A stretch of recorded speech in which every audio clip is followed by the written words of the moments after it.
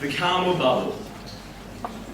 The metaphorical barrier that supposedly shields our young Jewish souls from the perils of the big wide world, ensuring our protection and our safety.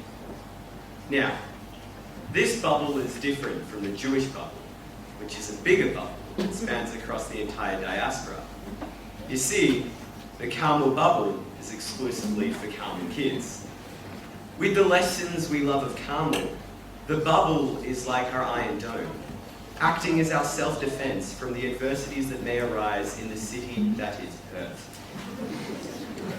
To many parents' surprise, the discourse that we use around the Carmel Bubble is above all somewhat negative. Carmel kids are so sheltered. They're not going to know what happens when they enter the big, wide world, some might say. As we grew up, so did the bubble. We entered year 1 and began swimming lessons in the Sorter of Terry Tyzak. Ew. We were sorted into different factions, shouting our favourite Jewish mountains' names because that was normal, as we watched Warren Kazura and Alon Taka run as fast as COVID-19 spread. We remember the painful awkwardness of sex ed, boy power and girl power in year 5, and won't ever forget the seriousness and skill that came with putting on the esteemed high-vis jacket. Put your rubbish away.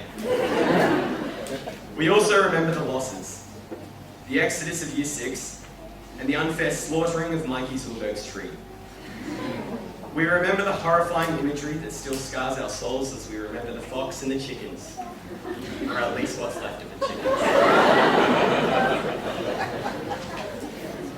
We entered high school in 2016 with the boys' voices, as last night's videos would suggest, as high as kites. And everyone had that same tingle of excitement and absolute fear of what would come next in our Carmel journey.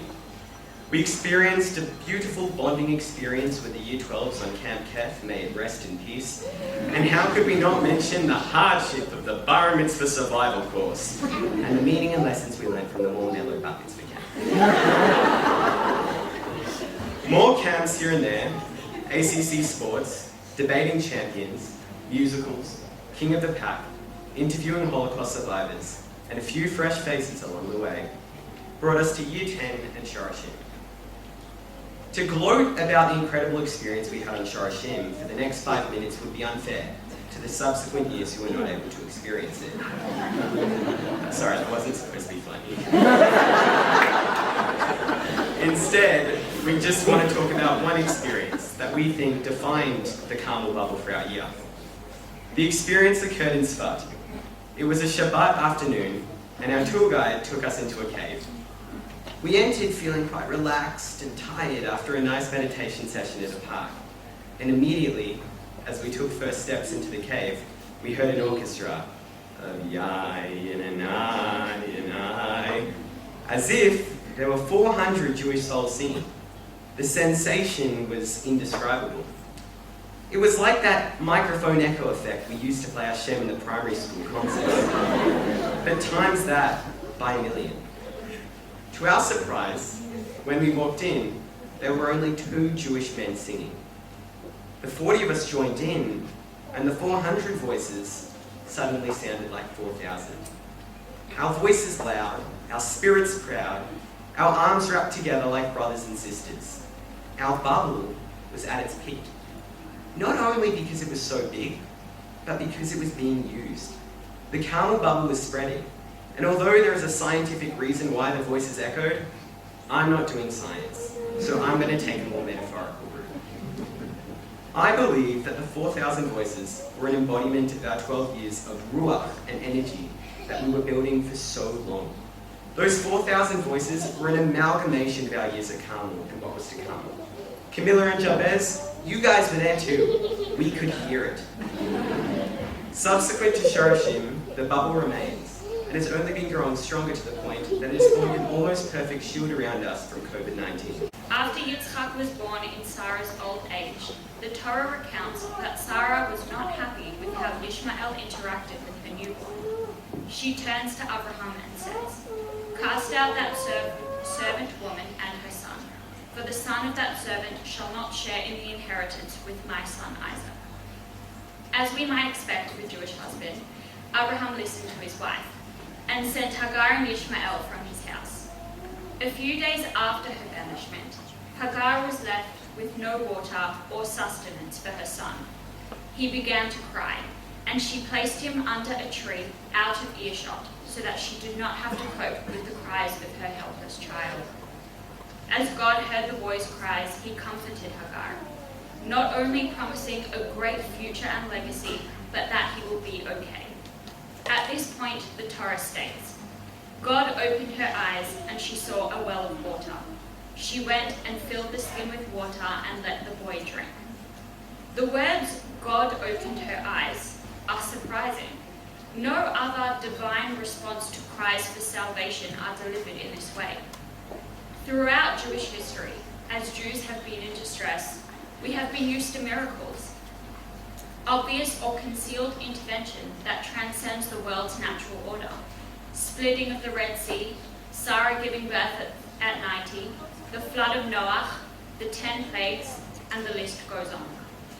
This time, it was not a miracle, but rather, with God's help, Hagar herself changed her behavior and thoughts to enable her own capacity for salvation.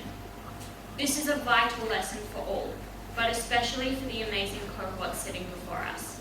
What we cannot forget is that our Jewish and personal identities are right in front of our eyes, in our own community and home. With the opening of our eyes, we can also see the countless people that have helped us achieve what we have up until today. Firstly, to the teachers. We cannot thank you enough for putting in countless hours, sending several emails, meeting with us during your breaks, and being the support we needed throughout the year. Secondly, to the parents. Although we may mostly appear to be annoyed at you, we do in fact love you. We could not have gotten through school, let alone year 12, without your help. And to our cohort, our friends. When Jakey and I open our eyes, you are the closest thing to us that we can see. You have been the light and happiness of our 14 years of education. For those who started from kindy, for those who joined right up until year 11, we could not have had a better year.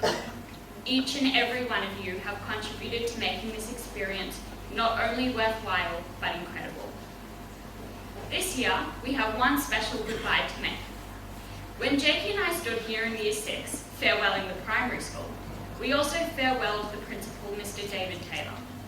We stand here now, farewelling the high school, and at the same time, farewelling our principal, Sheila Lazar. Some might be moved by the poignancy of our completion of each of our primary and high school careers at the very time that a principal completed their tenure at Carmel School. Others might be moved to conclude that it was our cohort who exhausted the patience and energy of two school leaders. Nevertheless, Morishula has not only been an incredible principal, but has managed to do everything else as well. Be the lollipop lady in the morning, a mentor teacher, and an annual Purim performer. She is constantly on the go and will not rest until she knows that everything is the way it should be. We are sad to see her go, and her contributions to this school and our community, both Jewish and secular, will be sorely missed. In times like these, it's hard for me not to think of someone who made not only my education possible, but aided in creating a Jewish educational foundation in 1961 to a community that was not yet entirely convinced of the need for a full-time Jewish day school. He observed, "Judaism will survive if we treat it as a religion or a way of life, but it will certainly not survive if we treat it as a part-time hobby. Because while you can do many things on a part-time basis, you can play sport part-time and you can work part-time, you can't be a Jew part-time."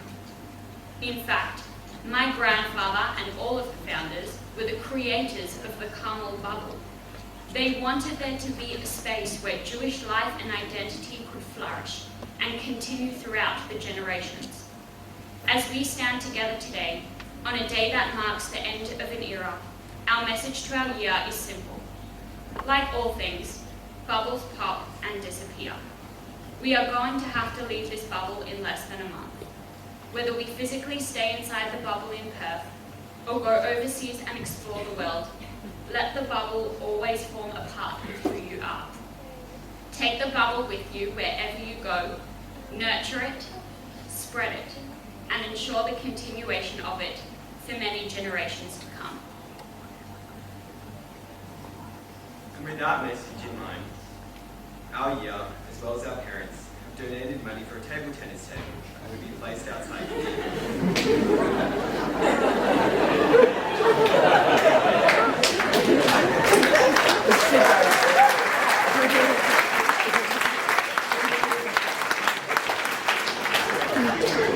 Tennis table will be played with regularly by our students and of course Mr. George to enhance the spirit of this incredible school and solidify Kadima as the new cool kids hangout. Finally, to thank Marishilla for her contribution, we would like to present her with her own Carmel Leavers jumper for 2021, symbolising not only her connection to the school, but to our year. Marishilla has followed us as principal from Year 7 until Year 12, and we thought it would be appropriate to gift her with this jumper that symbolises the connection between her time at the school and with our cohort. And speaking about cohort, guys, we're there. This is it. Graduation. But let's remember where we came from, and let's remember the beautiful Carmel Bubble. As former Chief Rabbi of the Commonwealth, Rabbi Lord Jonathan Sachs, Zichrono Livracha, once said, for Jews, education is not just what we know, it's who we are.